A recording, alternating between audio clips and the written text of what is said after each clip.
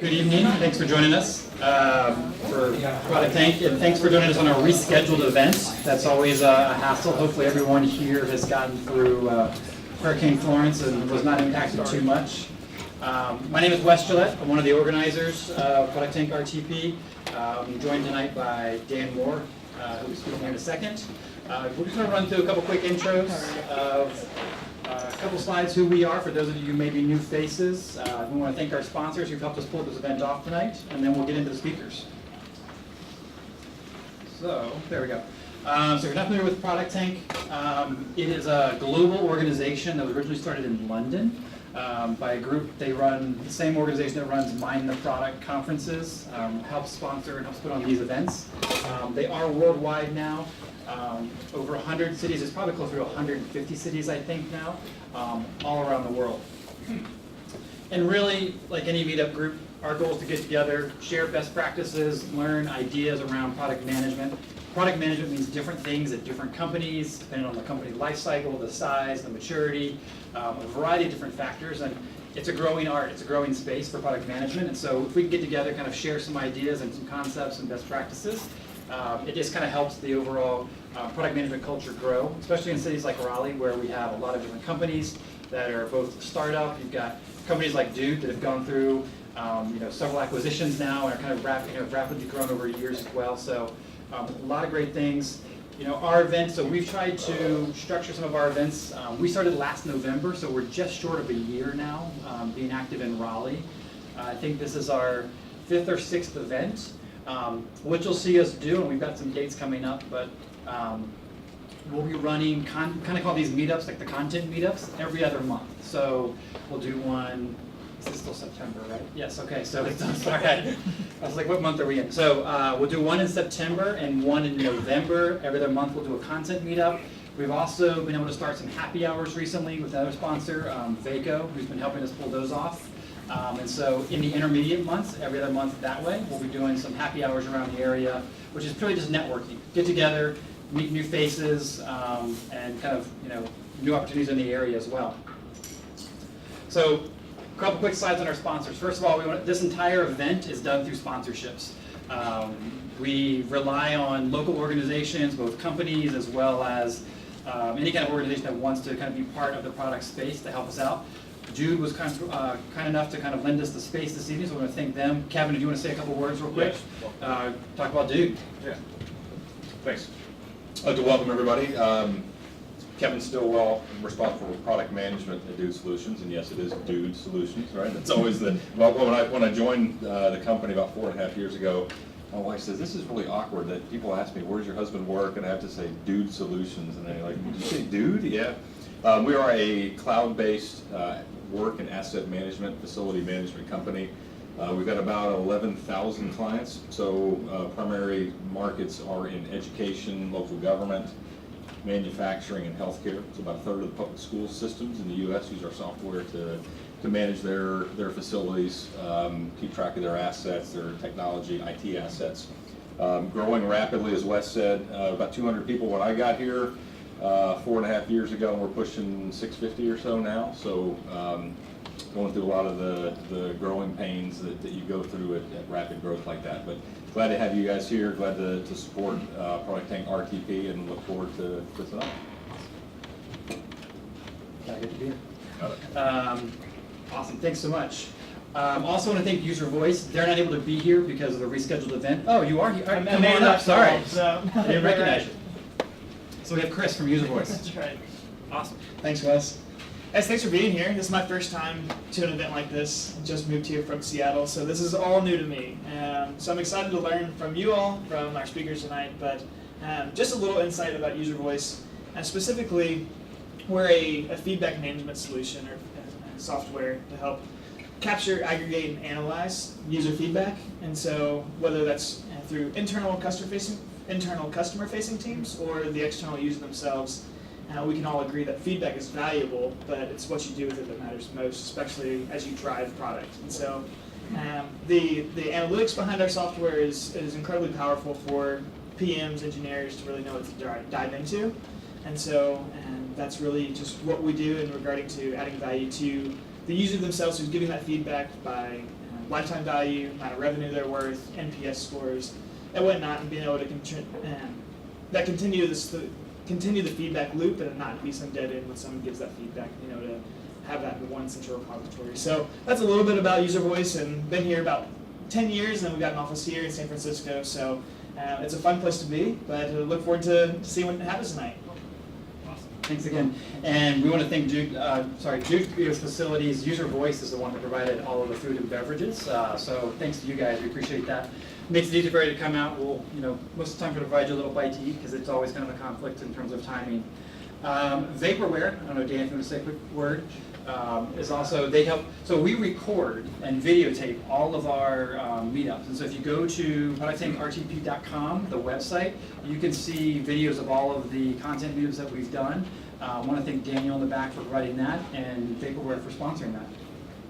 Yeah, so as Wes said, my name's Dan Moore. I'm one of the co-founders and the product lead at Vaporware. We're a custom software development shop, and our entire product strategy, as you'll hear about tonight, not ours, but other product strategies, is getting to market as fast as possible. So we practice the lean startup methodology and deliver products to market in about a month or so.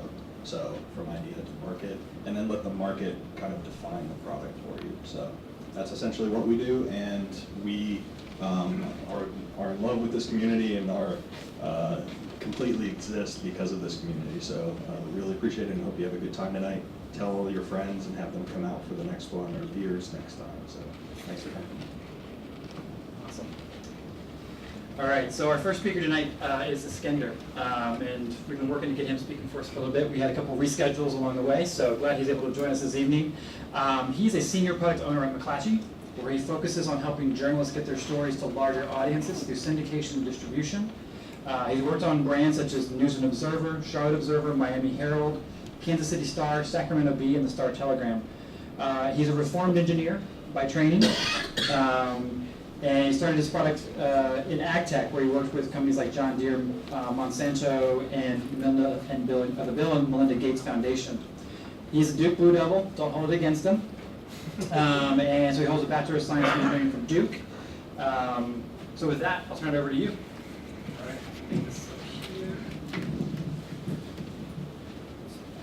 share. Should be able to share to start out.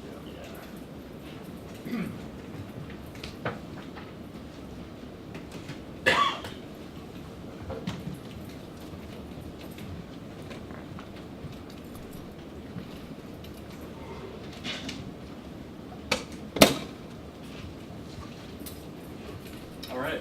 How's everybody doing? Great, how are you? Doing well, doing well. Well, thanks to Product Tank RTP for having me here. So today, what I'm focusing on is basically how are you going to build a strategy while you're being disrupted. Now, I know that's the most exciting and thing that we all look forward to is being disrupted.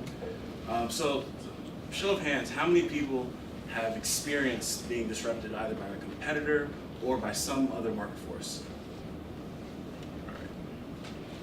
Yes, and so McClatchy, we're in news media, historically print media, but now all different types. And so that disruption has been a key component of what the news media industry has been going through for more than the past decade. So I'm going to basically use the news media industry as a case study on how we can, on how you can sort of plan through disruption. So, what has disrupted news media?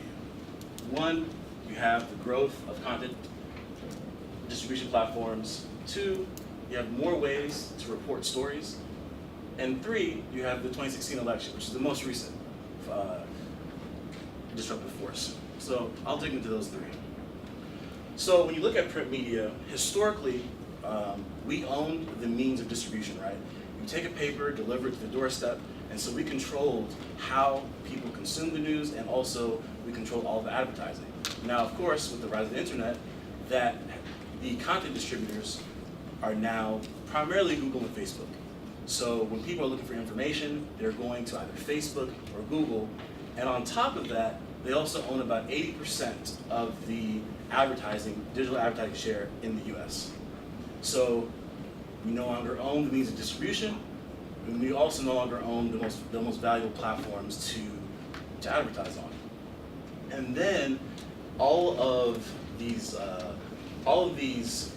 distributors have also introduced their own publishing platforms. So with Google, you have AMP, with Facebook, you have Instant Articles, and so the way, on top of being how people, the way that people access our content, we also integrate with them, which in turn will cannibalize the traffic that we would normally get. So this, in short, is a huge disruptive force.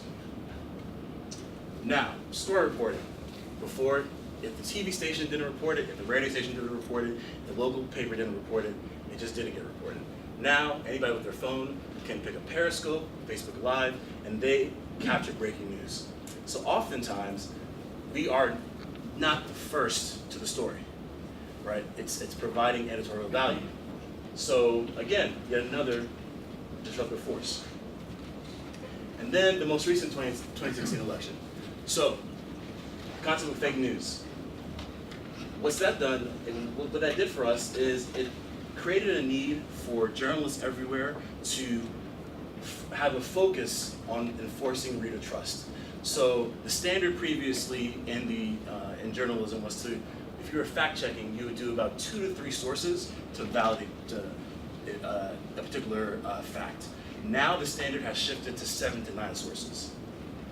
And then we have constant breaking news. I mean, I think if you turn on CNN, Fox, MSNBC, everything is now breaking news. So what that means is that our journalists have more to report, and it takes longer to report it because they have to do more fact checking. So these 3 factors, these 3 forces have been immensely disruptive to our industry. Now, but you know, this is not going. These 3 forces aren't going to be the only forces that disrupt us, right? And so, if we're reactive to these, then what's going to happen when the next disruptive force occurs? And so, just wanted to get a quote from Ken Norton at Google Ventures when he has this idea of a 30-year plan. Well, how can we plan for the world our products will live in 30 years from now? And really, that's what in news media what we've been forced to do, because there's always going to be a new distribution platform. There's always going to be somebody that can report the news faster than us. And so how we deliver content and how we monetize it has to change. So what we did is distill it into how can we plan, right? And so what we started is by identifying what are the themes for the problems that we've been encountering. We might not know the specifics of what those themes, what those problems are, but what are the overarching themes? And then 2, what are big picture solutions? Again, time will stretch and the exact solution will change, but what are the larger goals that we're trying to accomplish? And then 3, how can we face north? How can we get the entire organization facing north? Which is, in news media, is actually can be a huge challenge because historically the business is led primarily by editorial. And now many news media organizations have had to take on an identity as a technology company. That's something that's very new. And then 4, we have to prioritize ruthlessly because the resources and the revenue that was previously available is not the same. So, what are our themes? 1, our sources of news will continue to grow. That's, you know, there will always be a new way to report the news. There will always be a new video blogging platform, a new audio platform, and so that's something that we have to stay aware of. And then our newsrooms are going to have less staff. It's just a function of with advertising revenues going down, the business does not sustain the same level of staff in the newsroom. It has to focus more on technology. And then 3, the consumers are going to go to a finite number of hubs to get their information. So, we'll dig into each of those 3. If there are more sources of news, what distinguishes one news source from another? It's by building our loyalty, which in turn will grow our digital subscription. So if you this past week was a huge conference called ONA, which is the Online News Association, and their focus was all about growing digital revenue, growing digital subscriptions, because the industry has realized that you can't compete for views. That can't be the strategy for driving revenue. You have to drive loyalty, which then turns subscriptions. And so this is across the industry, the focus has gone here. Journalists have less time, and there are more of them. So we have to build tools that make them more efficient. And 3, we have to reach our audience where they're at. So in my role in syndication distribution, one of the things that I focus on is identifying what platforms have the most, what platform has an audience that is connected to our target demographic, but also which ones have the best opportunity to grow loyalty and convert into subscriptions. And so whether that's Google AMP or Facebook or delivering content through Alexa, those are the areas where we have to, reach our audience, because they're not coming to direct traffic. We found that about 75% of traffic coming to all of our sites are coming from referrals. And that's why we have to reach our audience where they're at. So, what does it mean to face true north? So earlier this year, we had a leadership summit in our headquarters in Sacramento, basically to discuss the specific objectives that came out of the solutions that I mentioned on the last slide. And then from there, it was everybody's role to go and communicate up, which means keeping management informed, communicating down. Every team member, whether it's a business analyst, a financial analyst, even our journalists, have to be aware of what the plan is going forward. Historically, the news business was very siloed. There was technology, and then there was editorial, and then there was advertising. And the only time those groups communicated was when something didn't work or if an ad didn't run. That can no longer be the case. And then the 3, I just want to highlight this, is having weekly check-ins. Now this exists on most software teams, but at McClatchy, one thing that we've done is to have a weekly update from product to our C-suite, because executing on the goals that we've set out is of extreme importance, because we realize that we are constantly being disruptive, and we do not have the same runway that other industries, other verticals have.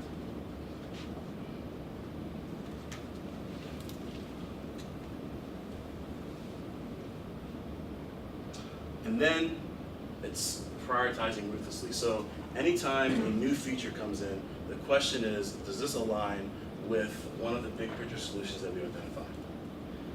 Yes, does it move the needle? Like, what's the impact of this? And if we estimate a large impact, then we move into the loop, the build, test, and measure. So we move into that. And then if it doesn't align with the solutions, there are other factors for us that matter. Cost savings matter, an immense, if there's a immense revenue gain, that matters. But essentially, prioritize ruthlessly using this at a high level, this strategy. So what does it look like to have these priorities in action for us? So we realized that we can't predict what new content distribution platform is going to be there.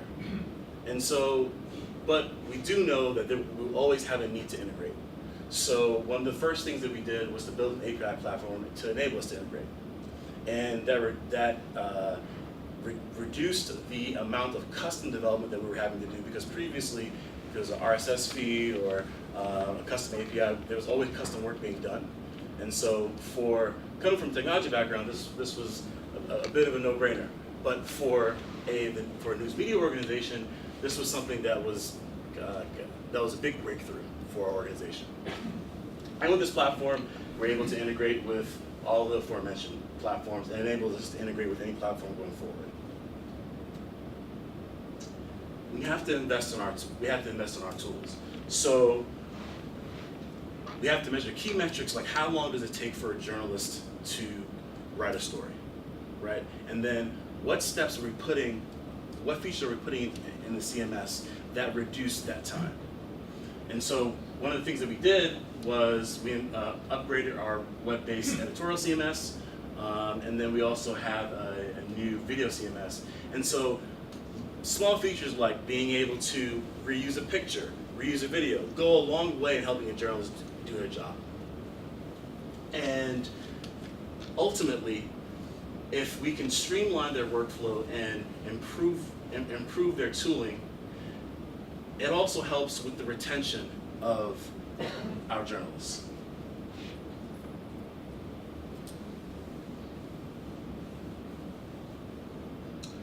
And then this year we launched what we call the Influencer Series. And so this was more of an editorial strategy where we, in 4 of our regions, the Carolinas, Florida, the Midwest, and California, leading up to the midterm elections, we identified 50 influencers in each of those regions across, so these are social leaders, economic leaders, political leaders, religious leaders, and every week we send them questions from our readers. And then we publish articles and responses on our sites. Now, while this is more of an editorial play, this is a product that came out of the results of the 2016 election. Because why would somebody go to read the News and Observer about the midterm elections if they also get the same information from WRAL or from CNN? And so this was directly related to building the loyalty and building the engagement with the local community, which drives loyalty and also drives subscriptions.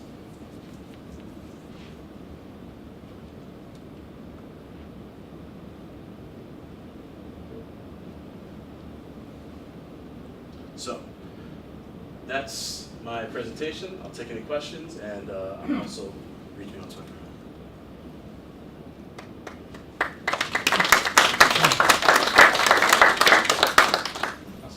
So you mentioned your journalists have to do more source checking and be more efficient with their stories. That's right.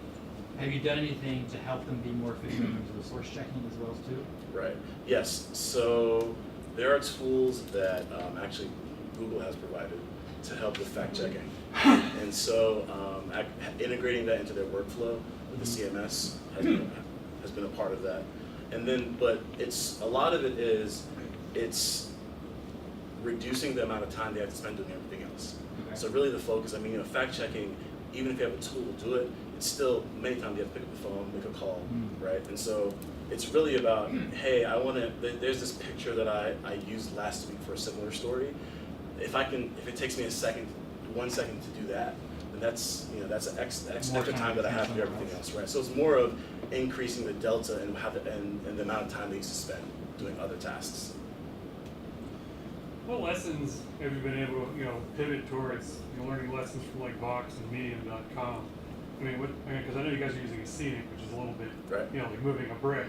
Right. So how have you been able to stay agile and flexible when you learn lessons from these slightly more lean and agile publishing platforms? Right. Yeah. So for those of you who don't know, Vox is a digital-only media organization, and so the big part is really once you're working with you have a particular CMS, it's pushing that vendor to really upgrade. So recently they released their first web-based CMS, which has been drastically different and has been a huge improvement. Beyond that, I think it's even with editorial content, we're asking our newsrooms to test an idea first before they ask for the workflow to support it. And so let's say they have, let's give an example, we want to cover, in Kansas City, we have a cover the Kansas basketball team. Right. And so, the thesis there is there's high interest, high engagement, and so we should have something to meet that audience. Right. Well, as opposed to building in all the workflow tools needed into our main CMS, the newsroom can test it out with WordPress, and then if it's a viable editorial product, then we can add the necessary support in our main CMS. So that's really what we encourage the newsrooms to do. Well, would you mind to follow up on that? Sure, Okay, yeah.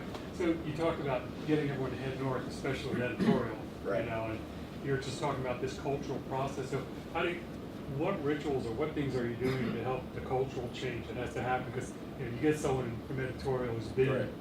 Very hierarchical in the thinking, or you get someone out of a J school who Right. may not be the most visual person here. So what are y'all doing to help enable people to get around this more of this lean build, measure, and learn type of mentality? Right. So one of the biggest things was building out the technology team here in Raleigh, and then hiring talent locally. So over the past 3 years, there's been a huge change in the composition of our product and technology organization.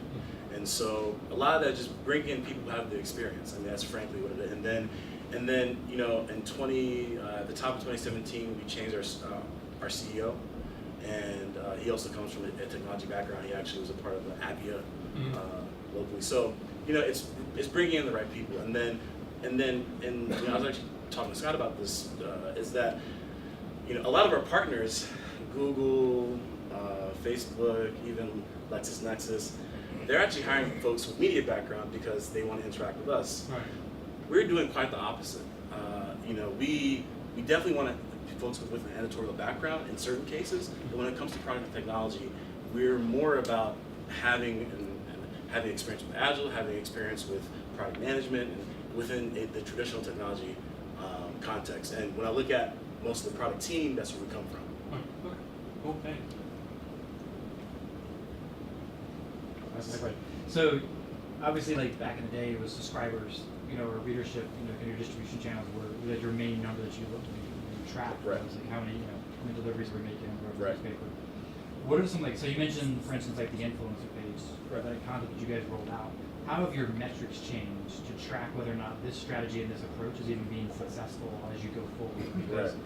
there's a lot of big bets that are going on. Yep. So how do you get have you figured out what the right metrics are? How are you tracking those to know if this is Right. paying off? Because you can even kind of reference the whole kind of build, measure, learn aspect of it. So how has that changed mentality and probably the overall true north picture too, right? Because Right. now the business has to align around a different set of metrics as That's well. right.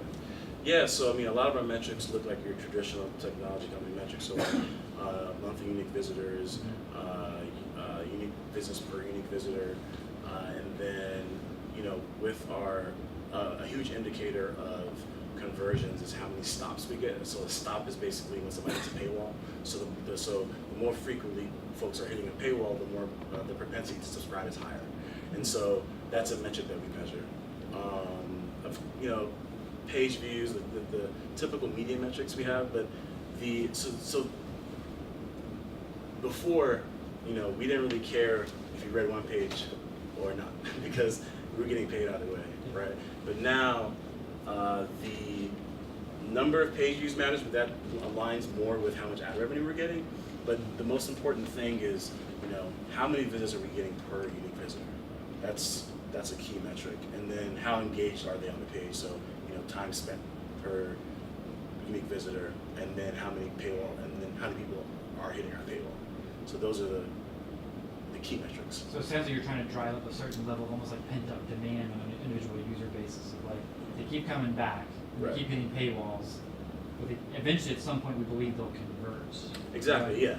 Have you figured out a formula for how many times somebody has to visit, how much time they have to spend Right. or be engaged to figure out do you know that, or is we just know that more engagement, more time on site, more visits eventually yields a Right. conversion, or is there like a magic number or some kind of formula that you're kind of saying Right. hey, if we can hit one of these, two out of these three numbers, we'll probably get a conversion out of it. Have you figured that out yet? Yeah, so in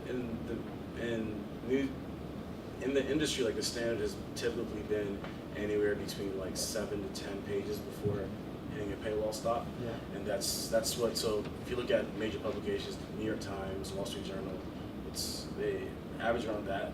And that's per month. Yeah. And so, but what works for other publications doesn't necessarily work for your publication, right? And so that's something that we're always tweaking, right? So like, for a set period of time, you'll try a certain amount, and then you see that maybe that amount wasn't high enough, you increase it. So it's constantly evolving. So it's not really a magic number, but the standard I've seen is anywhere between 7 and 10. Yeah. What do you do when the disruption of the market completely is unaligned with your organization? Like with the fake news coming out, Right. you have a lot of people driving viewership of content that they want to read instead of facts. Like what if that's how do you handle that as an organization? Right. Disruption is like that far off the base. Right. Yeah, so, the people are going to read what they want to read. I think there's a control factor there, but we have to double down on the value that we're providing, right? Because the unique thing about local media is that it's one of the only industries where everybody else has to reference that information. So if CNN is reporting on a story in Raleigh, more than likely they're quoting the News and Observer or WRL. And so if we double down on that value, because we still have like a large subscriber base, right? So there's still enough people in the various communities that value the reporting, and so it's doubling down on that population, and then and growing it from there. So like, it is difficult to combat. I mean, it's even just from a pure tactical standpoint on the amount of time you have to spend fact checking now. It's really changed the business. But at the same time, what we found is those who value the local media and who value their subscriptions, they're willing to be more engaged and willing to folks that previously were not digital subscribers, were print only. They're doubling down on their commitment as well. So it's harnessing that as well. Yeah. So do you have any funny, or I wish I'd done differently stories when a partner like Google or Facebook moves your cheese? Right. Well, I know they do. Yeah. So I mean, it's personally, it's like the changes that Facebook will make to the algorithms. They don't surprise me because like they're not in the news business, so we can't expect them to do what's best for news media.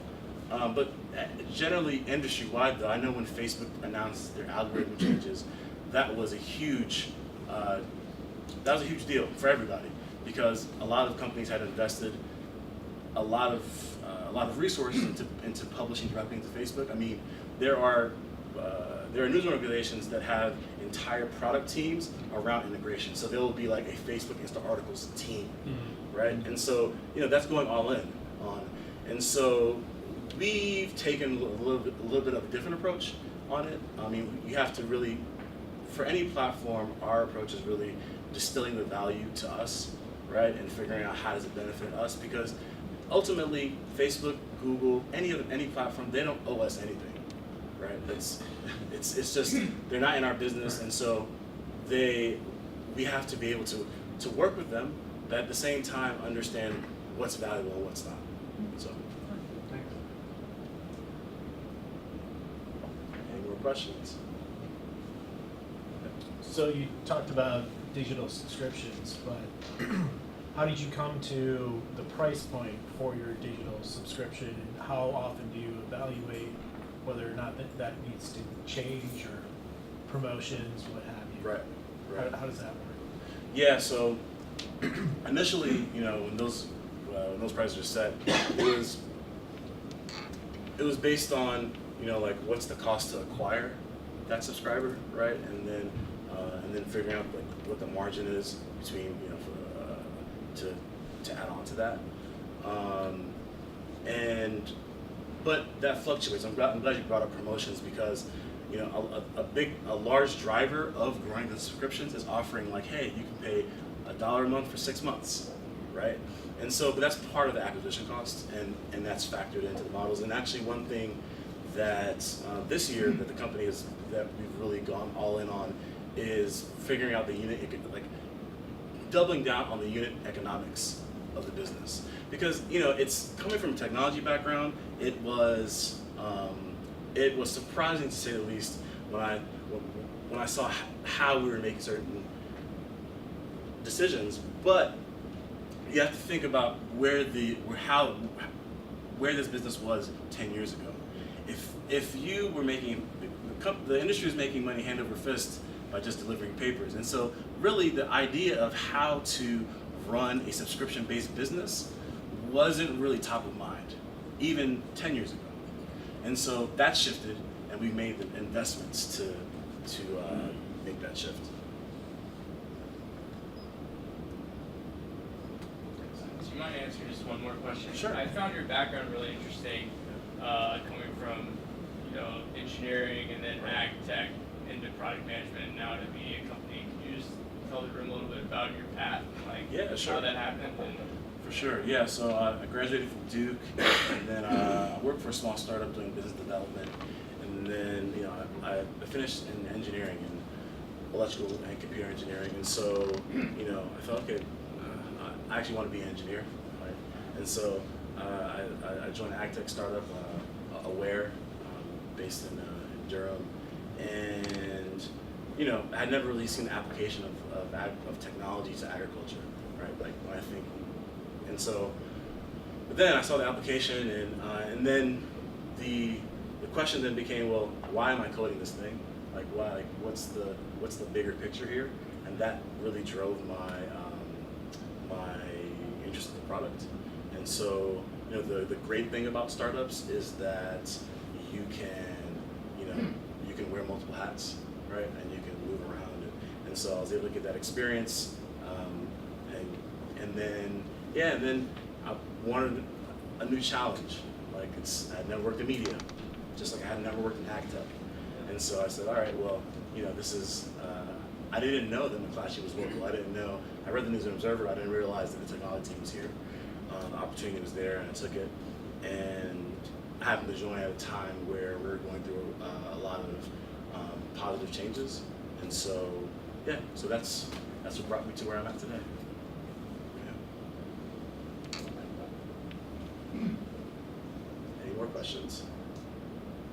All right, you'll hang around for a few more minutes, I Yeah, guess. Yeah, sure. if you have questions. So, Yeah. awesome. With this, I think it's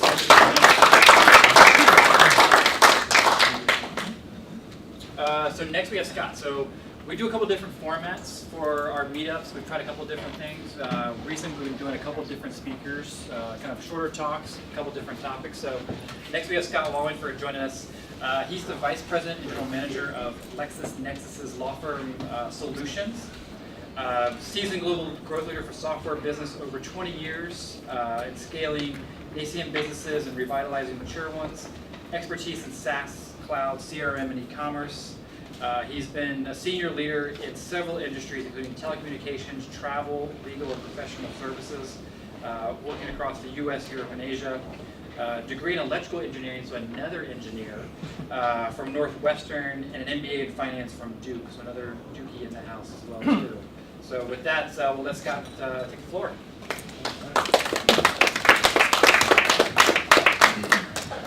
A lot of recovering engineers here.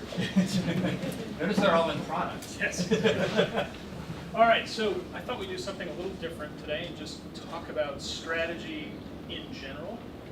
Perhaps the most overused and ill-defined term I've ever run across, and this is somebody who's been doing strategy for a really long time.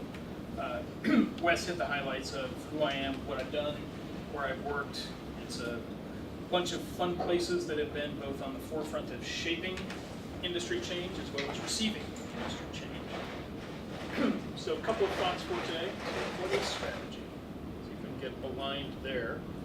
Why is it important for the business, for the product? Are there different types? How does that link to differentiation? And how do you know if you got a good strategy? You guys think about your companies. Do you think you've got a good strategy? But do you think you have a strategy? Let's start there. How many of you in your companies think, yep, we've got a strategy? Okay, Marshall. Do you believe it? Do you think it's good? Or is it just, I know we've got one and we kind of do our thing? All right, when I talk to people about how do you define strategy, these are some of the things that pop up. Be the market leader, disrupt an industry space, be the most innovative. You guys think these are strategies? No. Not even close, right? So in my mind, and this is something I preach to many people when they start to talk about what is strategy, it's like the word you're using doesn't mean what you think it does. I find people think they have a lunch strategy, an operation, I mean, everything is a strategy, which just means we think it's important. And actually, when you peel it back, there are some pretty clear definitions here. So here's a definition. There are themes to this you will see through all the great thought leaders from the management consulting firms, etc., but it really comes down to a written plan, right? It's not helpful if it's just stored in somebody's brain and you have to wait for them to talk about it. It's got to be an integrated set of hard-to-reverse decisions. That's very key. They're made ahead of time, right? You're making them today think about where the world will go, with a goal to differentiate a business from its competitors that makes money, so it's profitable, and it's sustainable. No problem, right? So when you think about when people use the word strategy, does it line up with these kind of terms? I've usually found not entirely, right? So the key things, what is the unique and valuable position that you have involving a different set of activities, right? If you're the same as everybody else, it's not going to work. So you have to be better and or different. It requires you to make explicit trade-offs. When we talk about hard-to-reverse decisions, this is about, are you committed, right? So if you believe in the strategy and you invest this way, it's a little hard to say, but if it doesn't work out, it's okay because we'll pivot this way. It's also very clear about what not to do, right? So this is back to the old adage, if you're going to be all things to all people, you're not going to end up anywhere. It also has to be a fit with who you are as a company and what you know how to do, right? So if you're saying, hey, we're going to be the most innovative company, you know, driving X, Y, Z, but we're going to hire lowest cost talent and outsource it somewhere else, okay, this doesn't feel like it's lined up, right? So how does it fit together? These are hard, right? So you'll see executive teams in many places start talking about things, but do the places we invest line up with what we're saying our strategy is? It's a phenomenal test. Why is it hard? Those hard to reverse decisions, right? You have to be committed and you have to make some explicit trade-offs. So somebody's opinion doesn't get recognized in that direction. And it's a hard choice, right? It's ahead of time. You're making decisions today about where will the newspaper business be X years from now? I know when at a time when they say, should we buy more publications before the internet comes and whole new delivery models, like, oh, should have seen that coming, right? So you have to look around the corners a bit. How do you differentiate versus the competition? When we know that these things are changing, right? Your customer needs are evolving. Your competitive set is changing. Right? Is Facebook a competitor or a friend in the media business? Or both? How does differentiation change? And when you think about the profitable and sustainable, right, that's also hard because from a market forces basis, they tend to neutralize any competitive advantage you have. So if somebody figures out you're doing something really unique, they will often copy it. Not easy.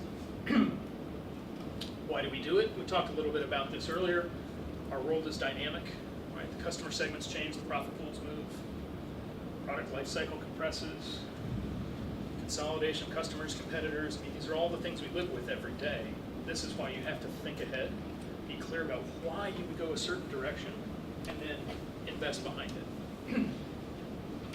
So fundamentally, strategy as a whole, right, is about choice, and is about where to play and how to win. The more explicit, the better. You know, so what specific market and customer segments are you pursuing, and which ones are you not? That's often the hardest part, right?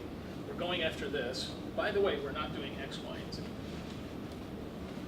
You know, the fundamental I would share with you is you can be the best product team, the best marketer, the best whatever.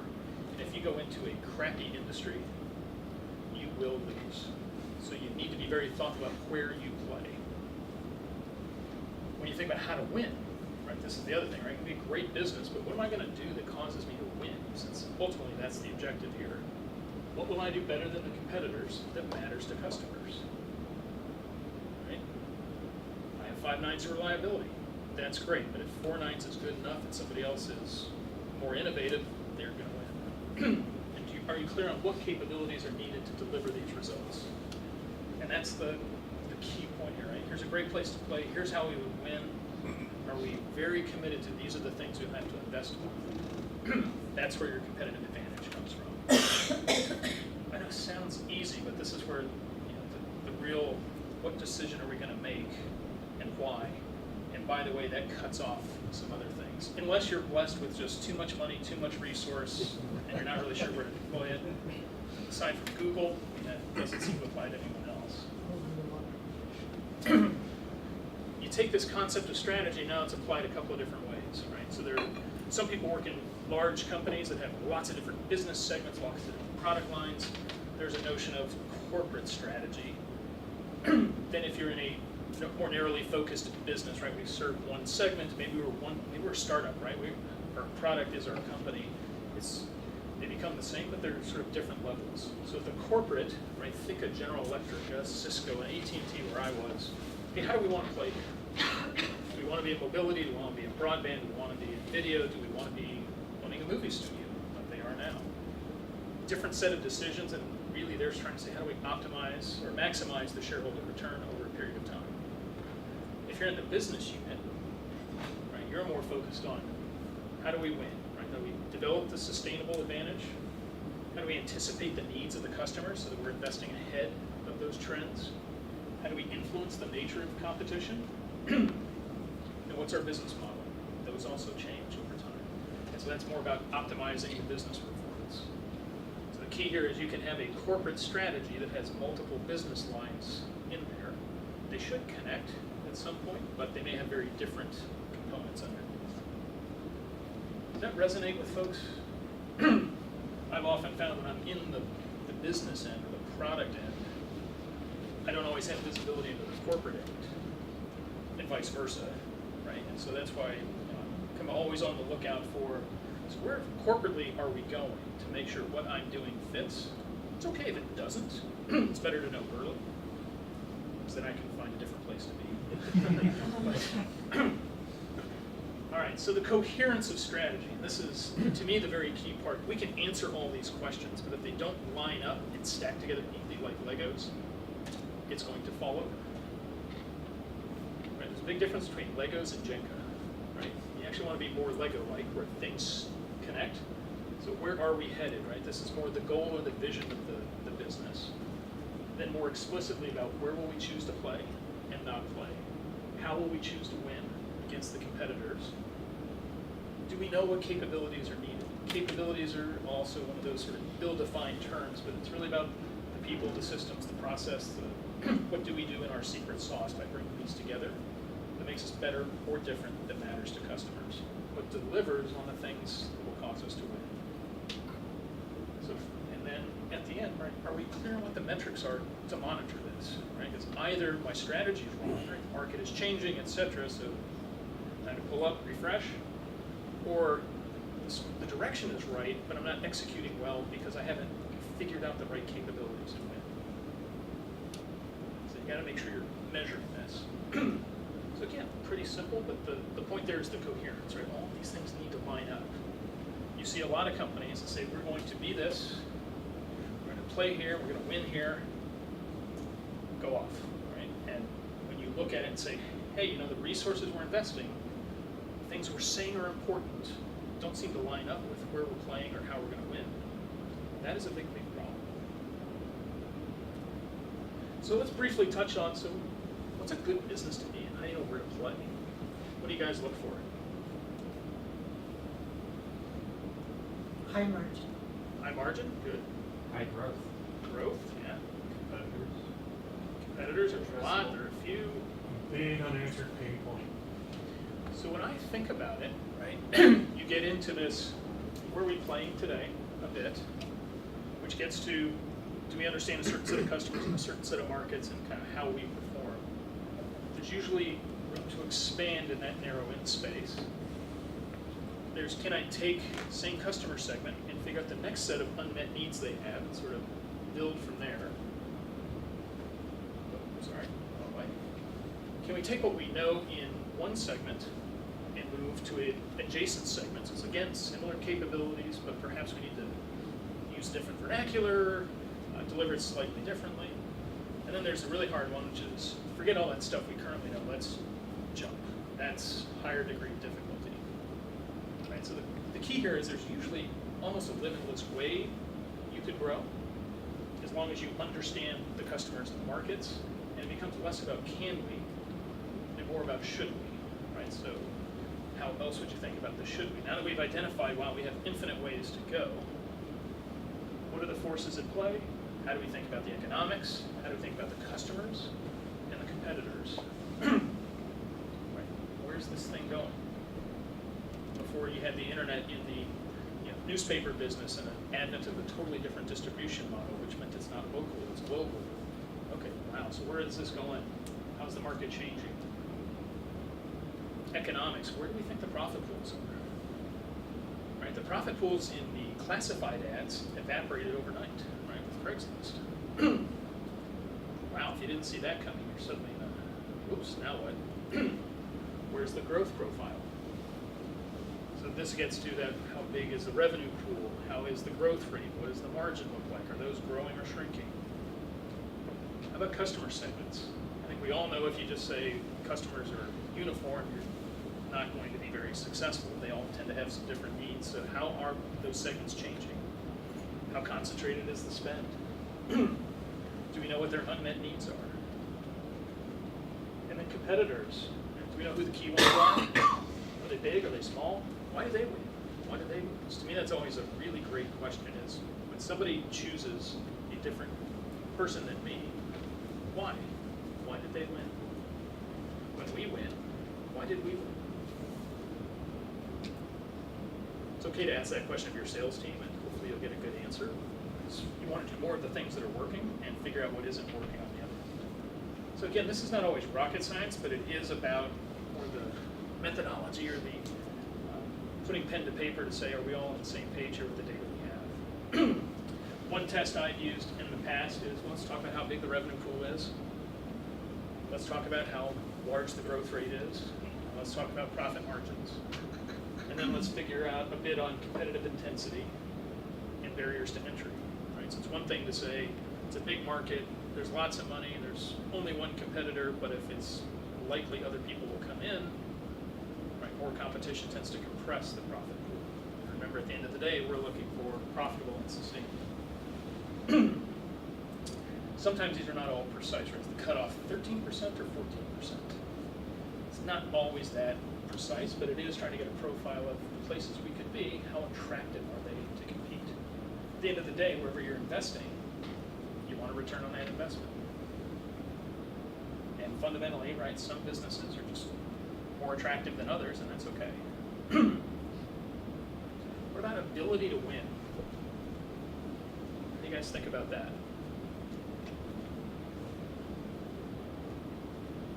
To be more compelling than your competition.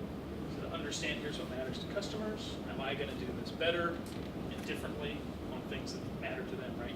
Known needs and unmet needs. And then where do we think the new needs will come? As we always know, you can't rely just on market research to say, hey, what do you want, customer? It's what is the problem you're trying to solve? Right, it's back to the old joke about faster horses versus a car. You figure out what you're really after. Does that get into trying to understand what winning looks like? It is, yeah. And if you understand, are there a lot of customers that will value this, and is it all moving in one direction? And look, these are not easy, right? That's why I talk about this being hard, because you have to make hard to reverse decisions with a great deal of uncertainty. But when companies pull back and say, we don't want to commit, right, that means you don't have first mover advantage. You may not have second or third. So when you think about differentiation, also put a test on it. People are saying differentiation. I mean, different or differentiation? And if you think about what customers want, what we do, what competitors do, you know, the things that they value and we both do, it's just table stakes, right? It's just being in the game. We both do something, but it doesn't really matter to the customers. It's parity, but somewhat irrelevant. So don't invest a ton there. On the things that a competitor's really good at and matters to a customer, we don't do it well. That's our disadvantage. Similarly, right, where we do something unique that also matters to customers, that is a source of our advantage. And then you get this hopefully large bubble of unmet needs, which mean you can make your competitive advantage piece larger and not your competitors. But it's not easy, right? You have to be, do you know your customers? Do you know what matters to you? Do you know where they're going?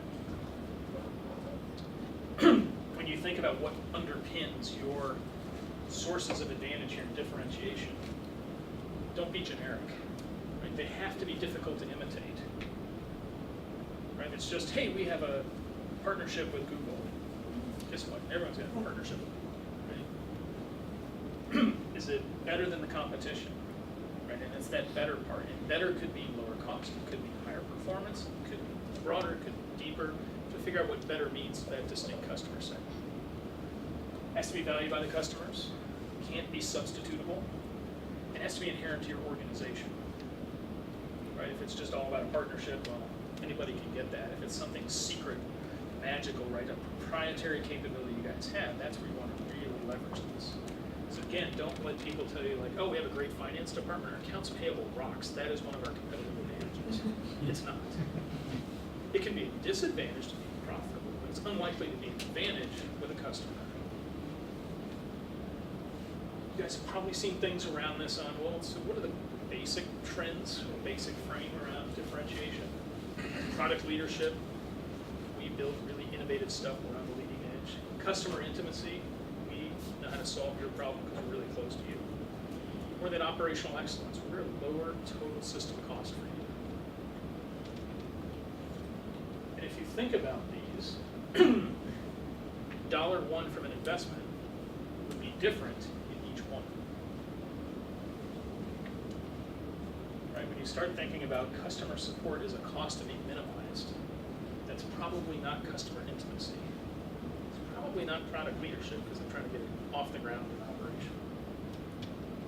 When you get to what is quality, is quality premium performance or is quality consistent? They're actually defined differently in these. So again, it's about, are we clear on where we're going to compete, how we're going to win, and what we're going to do that lines up with that. And it's that, it's out of kilter, it becomes wobbly. That's the engineering side coming out. So I think of this as the big wheel. You have to be credible in everything, but pick your focus, right? What is the big wheel that's going to drive it? That doesn't mean ignore the other two wheels, because you still need 3 wheels to run. But it's about where is my advantage, and if I'm clear on, in order to compete here and win like this, I need to invest here, and the other things I need to be good. Can't be awful, but do I need to be exceptional? It's a fair question. And then I'll go back to coherence. It's easy to say, well, okay, well, how does this just apply in my product role? It's not just about the product role, right? It is the customer support. It is the DevOps side. It is marketing. It is finance. It is everything. Everyone has to be lined up on the same way we're operating in order to truly drive success. And we all know what an orchestra sounds like when one person kind of goes rogue. It doesn't really sound good. So it's a very simple frame, but it's not easy. So some of the data I've seen says, from a vision standpoint, right, just only 5% of the workforce actually understands the strategy. So that's, yes, it's great to have plaques around conference rooms and kitchen or whatever, but do they understand it? So this, back to the communication. Do executive teams spend time on strategy? Often there's this tendency to say, we have one, it's right over there on the shelf. But are you living it? Are you asking yourself, hey, is this still relevant? Are we seeing something that calls into question the place we thought we should win, or what it takes to win? People. ask yourself this, how many of you have clear incentives linked to the business strategy? Only about 25% of managers have those linked incentives. That's a broad brushstroke, perhaps not relevant here. 60% of companies do not link budgets to strategy. Right, sort of like, well, this is what we had last year, we need X amount more next year, as opposed to, well, if we're trying to go here, we need to overinvest in these things, and then solve for what else can we do, and is that enough? Does this ring true for anybody? I've often found that whole linkage to budgets and strategy. Is there, we sort of do a strategy discussion, then we step back, and then we do a financial planning and budget discussion. Right, and that's like, well, the revenue's not high enough, the costs are too high, and whatever comes back and says, well, if you cut here, we won't win here, which means your revenue will go down further. Because most finance people, right, they like the spreadsheet, you can just extrapolate, and this is a much more dynamic system. So how do you know if your strategy works? So McKinsey actually published a 10-point litmus test. Short answer is very, very few companies pass all 10. Most of them are sort of, they get three, maybe 3.5 out of these. You know, will it beat the market? Is uncertainty improperly accounted for? Put the enterprise ahead of trends and discontinuities. You know, that's always a tricky one to know in advance, but it is really asking, have you identified the major trends and you've gotten ahead of it? Is there conviction to act? Again, if it's just shelfware on a credenza that everyone can point to and say, yep, we've got one, we're good. Once a year we talk about it with the board, and then we get back to our daily music, then it's totally different. Is the strategy translated into clear actions and reallocation of resources? Are we changing each year based on where we say we're going? You know, our McClatchy example is very clear. Hey, we were just about newspapers and print, and I don't think they're investing nearly as much in printing machines and ink as they are in APIs. How do we plug into a digital community? So things do change. So I guess I'll leave you with, you know, it is about a written plan. It's not always rocket science, but when you think about these, like, what are the clear, hard decisions, hard to reverse decisions we're making? Because that means you have conviction on a direction. It also means if you're not willing to make those hard to reverse decisions, you don't have conviction on the direction.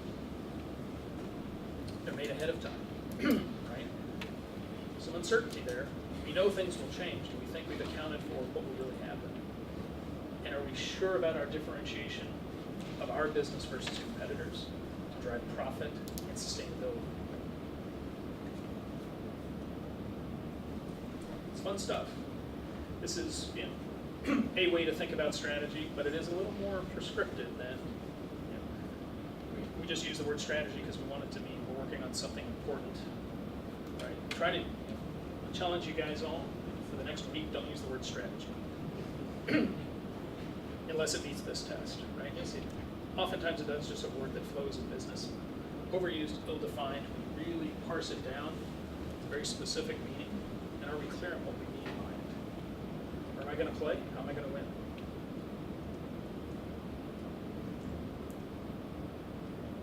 Does that resonate with people? Or that's it.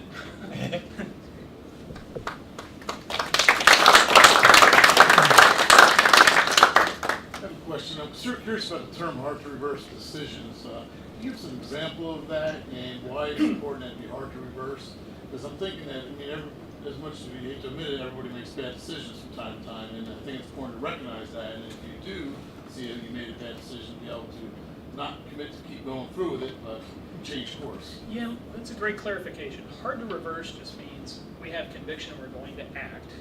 If we realize it's not working, you should stop and change. But as an example, right, AT&T, when I was there, we looked at, all right, if you think about the way the world is going, broadband will be increasingly important. AT&T was heavily a copper wire distribution, right? They started to do some fiber upstream, and then it all went over copper.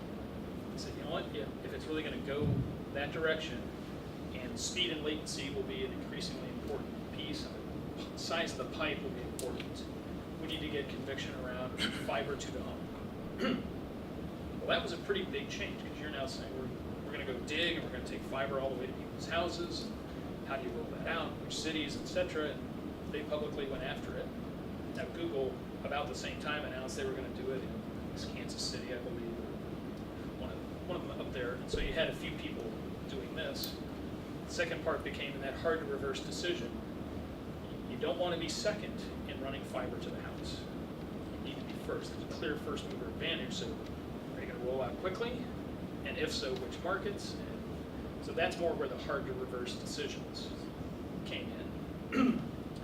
I've seen them in a variety of places, but yes, if you realize it's not working, you have to change. There's another tenet of strategy in my mind, which is, look, every year or so you should be testing if your strategy still makes sense. Right? As a competitive environment changed so brutally that you should stop doing this and reevaluate, which is different than saying, let's redo our strategy every year. Right? This is more about the tenets of our strategy, these. Do we still believe these fundamental things hold true? What you don't want to see is we have an annual strategy process that results in a new strategy every year. That's code for we haven't figured out where we want to play, what are the attractive markets, or how we're going to win. So we're going to kind of wing this. We're going to not make those hard reverse decisions. We're just going to be very fluid. Yeah, I think my question gets as a follow-up and gets into what you just said about being fluid. In a large enterprise like LexisNexis, I mean, you've got several products, they're built on a technology platform. Let's say, and at the same time we hear about build, measure, learn. So let's say you are trying to make big changes underneath the hood, MarkLogic to Solar or Elastic or both, and people are arguing. As you make those discoveries along the way, how do you, I understand you want to have a commitment, a written plan, hard to reverse. How and when, I mean, what does a pivot look like in such a large organization like that or the dude? Well, the pivots come in different flavors, right? Okay. So at the very top, so at a LexisNexis, big company, broad portfolio, but it's one cog of an even bigger, broader portfolio. Right. They get into, do we want to be more in, they have a large research business for medical textbooks, et cetera. Right. Actually do a lot of exhibitions, right? So they're into the, are those segments still of interest? Should we do something different? What happens when you learn something from the technological changes, like you're changing underlying search, Yep. Infrastructure, which is sort of the meat of your products. I mean, what is it? What's a pivot look like there? Well, it comes in different flavors. Usually, it's around what has changed in terms of customer needs, right? And if you think about most recently, right? Okay, machine learning, artificial intelligence, the buzzwords of the day. We've been doing that at Lexis for quite a while. Now, if you think about it, we are a massive content business, but it's legal specific. So we've been investing in these kind of capabilities to cut across all of the research because content is becoming commoditized. You can access it through Google. So that's a big pivot. Yeah. And then to say, well, so the only way we're going to add value here is to do something with that content because Google can provide access. Right. So it's not about if you want access, come to us. It's about if you want insight, come to us. We can look. We have different algorithms that look across the content to give you different insights into what does this say, how have the cases evolved, how has case law evolved, how are legislatures responding to different things, and it becomes a way to aggregate broad sets of information, much like Google, but provide more vertical specialty around what are the answers we get back to you. When I was in the travel industry, I was like, how are you going to compete with Google? And some of it was context related. If you typed in Paris Hilton to Google, you got the celebrity or self-proclaimed celebrity. If you typed it in a travel site, you got lodging in Paris, France, or Paris, Texas, or Paris, whatever, right? And so they were different, and they provided different results, different ways to play. But you do have to keep your eyes open, right? Strategy is also not about we made the commitment, right? We are full bore. Right. That's sort of the heart of my question. I mean, you got that, yeah. And so I look for, there's usually some different tests about have the customers changed, what they want, how they want to consume it, et cetera. Is there something about my strategy that is no longer relevant, right? I thought the pinnings of what I was going to do is I was going to be the first one to deliver this kind of capability in a SaaS delivered model. And now there's 25 people doing it, so that can't be my only advantage, right? And so you have to have your eyes open, but people say, oh, every year we come out with a new strategy. It's not hard to reverse, right? And I guess I would go back to Are you sort of that product leadership, innovative product, or more about customer intimacy, or more about sort of that operational excellence, lower total cost? Right. All three are valid. Which is the right way to play? It's hard to shift between those Yeah. dramatically. Right? We were all about product innovation last year. Now we're about lowest cost. I need different people. Right? I'm going to invest differently in my labor force, Right. et cetera. On a previous slide, you had a thing about successful companies and strategy. And you made a comment about if they're under management, less than 1 hour per month discussing strategy. How much time is a good amount of time to discuss strategy? It's a great question. More than an hour. It also shouldn't be random, right? I think there's more about that discipline. When are we going to talk about what's working, what isn't, at the fundamental strategy level? You often spend way too much time on the metrics. Is this green? Is this red? Is this yellow? Is this coming up, coming down? Revenue growth is off by X. What are we going to do?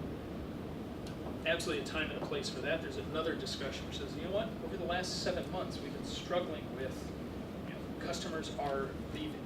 When we look at it on the month-over-month basis, right, it's sort of fight the fire. When you step back for a minute and see, hey, here's a trend. What's going on? What's changed? I think that is a great time to say, are we spending enough time? It's also back to, do we still feel good about our strategy? Is it clear, right? Do we all understand it? Have we invested, right? Is it, strategy's good when we haven't executed? That happens. Or is something changed in the marketplace that says your strategy is less distinctive than it once was? Also, I don't know that I've got a magic number, if you will, but I try to spend a couple of hours a month sort of with the leaders talking about what is going on and not get mired just in the details. But it is hard, right? Because those same people are very focused on, are my things on track, off track, are my revenues, whatever the metric is, on track, off track, if it's off track, what's my plan to get it back? But occasionally you need to step back and just say, are we banging our head against the wall? Do you have any activities that help manage up in that type of context? So the things I've always tried to do is just make sure it's clear. Here's the 4,000 things that seem to be on my plate, and if I prioritize them against what's urgent in conversations with my boss, I get one list. And I take those same and talk about when we laid out a strategy. These seem to be the things that are most related to that. How should we think about the relative priority? That's been a helpful conversation because it takes my boss out of sort of in the grind in the moment and kind of steps back and says, you're right. What is important? What is urgent? What is both? Yeah. How do we think about this? Because we often get mired in the urgent day-to-day and lose sight of understanding why this customer segment has moved is actually really important. Right? Because we've lost an entire customer segment. Our market share went from X to 10% of X. Right. That's a problem. It could also be a leading indicator. Okay. Cool. Thank you. So as a product manager, I know it's important to communicate vision and strategy to the team. And looking on the slide, you say only 5% of the workforce understands the strategy. You also say strategy is a written plan. So do you have tools or skills to help communicate the strategy out downwards to the rest of the company? I mean, sometimes it's just literally writing it down on a page. I mean, you have to be careful if you give people a 25-page document. Right. Yes. Retention is pretty close to zero, right? Right. How can you make it pretty crisp?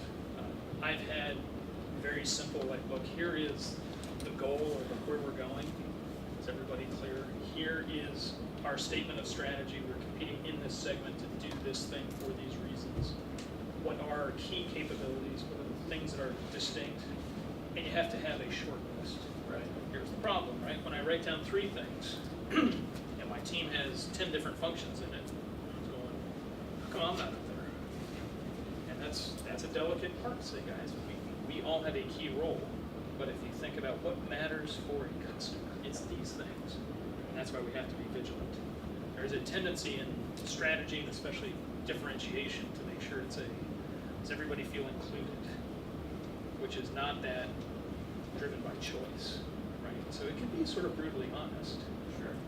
That is part of this, right? Is being that self-aware, self-critical. Where are we going to win and where are we not? What are we good at?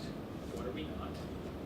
We tend to overly focus. We tend to round up on the things that we're good at and not be as brutal on, we say we're good at that, but we're really bottom third at best, and we need to be a bit better, which is different than that's our differentiation. And it's also back to, this is, how does this all drive to profitability? And I know that makes you sound like an evil capitalist, but if we don't make money, we can't invest in our customers, et cetera. Right?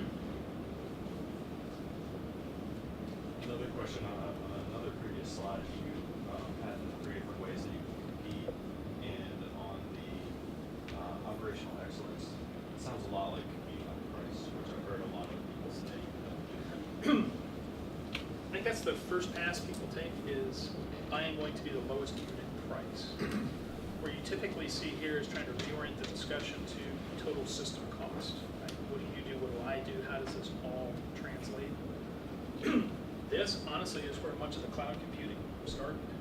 Right? It was that proposition that said, I can have uptime here, it can burst when you need it, and it's low, on a per megabyte, is it less? Well, here's my internal, here's yours. Is what you have to pay for at the time you're not using it. So it's like, oh, that's valuable for certain types of workloads. Right? Over time, that's expanded, but I never want to think of this as lowest price. To me, it's a total system cost perspective. Everything you're trying to do, I can help you do more efficiently and reduce what it costs you to do with some level of quality. And that becomes the trick, right? I would argue McDonald's falls in there, right? Is it the cheapest hamburger you can get? Probably fine. Cheaper, if you want to. It's pretty consistent quality, whether you find that to be acceptable or not, different question, but quality is a measure of consistency, it's there. It's not a premium hamburger, no question, but it serves a need for the market. So I guess that's how I start to unpack some of these. Rather than just pure price. Is Southwest the lowest cost airline? Never has been. No secret, right? They brand themselves that way. But from a total cost, they can actually make that claim, right? They'll pay for baggage, lower fees to change. So it's a different angle on when you think about cost or price, like what is the dimension? And you have to reframe it the right way. For some things, it will be, right, this paper is 2 cents less than that paper. Paper's just a commodity to me, it doesn't matter. For other things, it does. So with a written strategy, everybody pointing in the same direction, how do you balance that and get innovation? That's a fair question. I guess it depends on if innovation is an important piece of your strategy. On the theory that it is, right, you have to spend some time on engaging with customers to make sure you know what matters to them. You can kind of lay out a strategic direction, but there's still the sensing mechanisms on the end. That to me is a big piece that it's easy to forget, right, to talk to our customers. Right? Hey, I'm low total cost. What do I need to talk to customers about? How do you do that? Good question. Is NPS the be-all, end-all? I could argue no. There's lots of ways you need to get client feedback. I find customer advisory boards to be interesting, not because they tell me this is the feature and this is why, but what are you trying to solve? What's the big frustration point? It's also looking at the trends and forces, right? So we talked earlier about when you think about an attractive business, yes, it's about the economics, but it's also like, what are the things that are coming that could disrupt that business? Like, does cloud computing matter or not matter? Question, right? As we think about everything's now on a mobile device, is that supportive of your position or conflicting? Just important to understand that. Do you think people will do more of the activities you provide on a mobile device and you're really desktop centric, or you better figure out how to migrate? How do you think about where things are going? Ethnographic research can help. To monitor how people are doing the tasks they're doing and where we fit in. The unmet needs discussions with people about what are you really trying to solve, right? If you were king for a day, what would you do? And they give you some ideas. But innovation also comes with, how do I engage with partners? What's important for me to do and isn't. But innovation's tough. Innovation's tough regardless of your strategy. At least in my opinion. Maybe you've got a presentation on how easy innovation actually. That'd be awesome. No, but I know someone who does.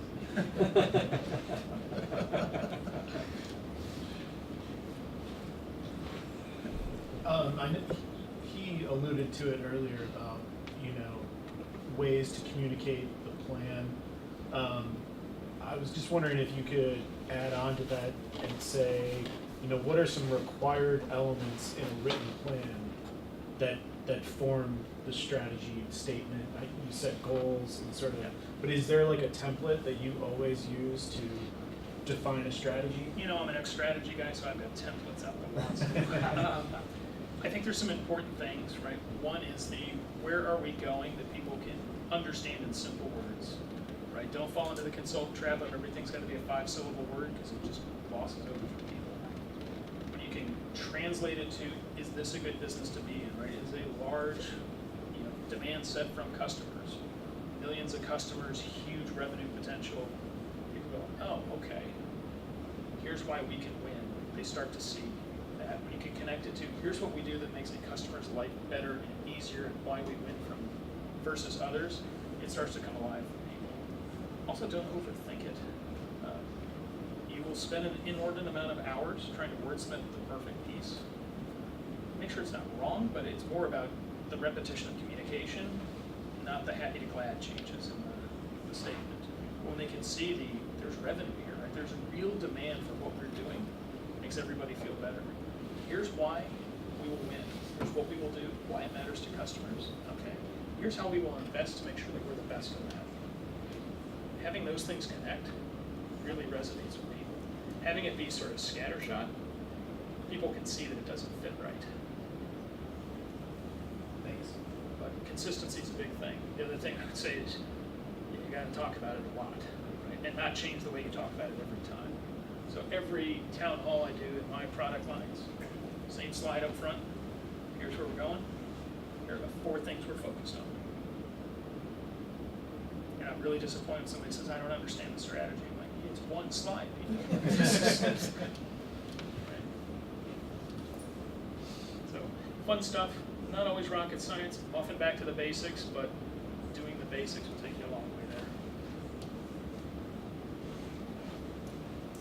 Sorry. Yeah, go ahead. Yeah, the last one. I just want to jump in. We'll break. I know, Scott, if you hang around a little bit, we can ask some more questions. We've got plenty of beer and food left over, so feel free to mingle, but we'll take this one and we'll break. I just wanted to come back to that one of your earlier slides about the difference between corporate strategy and business strategy. You just drill into that maybe a little bit more, like at what point do you know, like for a startup in particular, do I need to stretch into creating a new business line, new product, or like how do those talk back and forth? Yeah, at what point does your product become a corporate kind of question? Yeah. That's a good question. I guess one is when you start to feel like there's a limit to how far you can go and you need to make some other decisions. That's when you start to get into, here's where I'm playing, should I go this way or that way or really jump? And why, right? And the trick with saying everybody always loves to say we're a platform. What exactly does that mean, right? If it means we're going to have very different products serving the same segments, which of the similar needs, or which of the needs of similar customers are you going to solve? Hard question. When you get into corporate, it can also be, we play well here, we want to play well here. And ideally, we see these things migrating over time to be more of an end-to-end. It's a little different chess move, right? Than how do I take it from product X to X plus a little bit? Hard questions. Some of this, I think, is appetite for new investment, which is diluted focus for management team, diluted focus for teams, need to hire more people, uncertain revenue.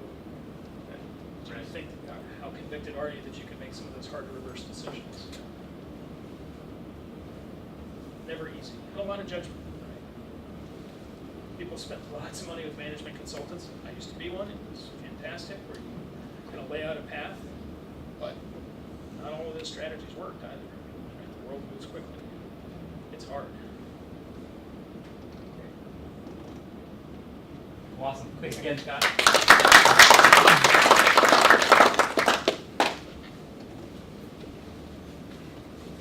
So, to wrap up real quick, and then continue the conversation. So I mentioned earlier, we've locked in on these dates, and so what you'll see us do is we're going to publish, and it's published on the meetup.com site that we've got for Product Tank RTP. We're going to try to get to a regular cadence. Roughly the third Thursday of every month, we'll do an event. We're going to move it a week or so around holidays and other things, like Product Camp is actually next week, so we moved it up a week this week and some of those things. So you'll see us navigate around some of the other like holidays, etc. But think the third Thursday for your product kind of meetups. October 18th, we'll be at Bond Brothers out here in Cary. Great location. It is like street parking, so just be aware of that. It's a little later in the year now, so it'll probably be a little. Last time we were there, it was a gorgeous day, and everybody and their brother was there. So, but it is great to meet out. We had like 20 or 30 people join us last time. Vaco does sponsor that. They'll probably do that. I think they're going to sponsor this one as well. So probably the first beer or two, first beverage will be on them, just as an FYI. We just published that one. We'll lock in some more details and publish that. And then November 15th, we need location, we need speakers. So if you know either one of them, you got a topic you want to present on, we're happy to do that. All of our ideas have been crowdsourced from previous meetups and teams. The idea around strategy. We've done one on roadmaps. We've done one on A/B testing, instrumentation. So if you have an idea, or you know someone who you want to recommend, point them to one of us. You can contact us through our website, which gets me into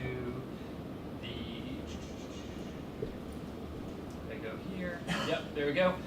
So we have the website, we have a Slack channel as well, and like I said, give us a few days, and the recording of this event will also be on the website as well as all our previous ones. So you got ideas or leads on a location, you can message us in the Slack channel, or you can email us through the website. We'd love to, if you've got an organization that can hold 50-ish people, we try to get the capacity for 50. We get about, on average, 25, 30 show up, maybe a little bit more. It kind of fluctuates.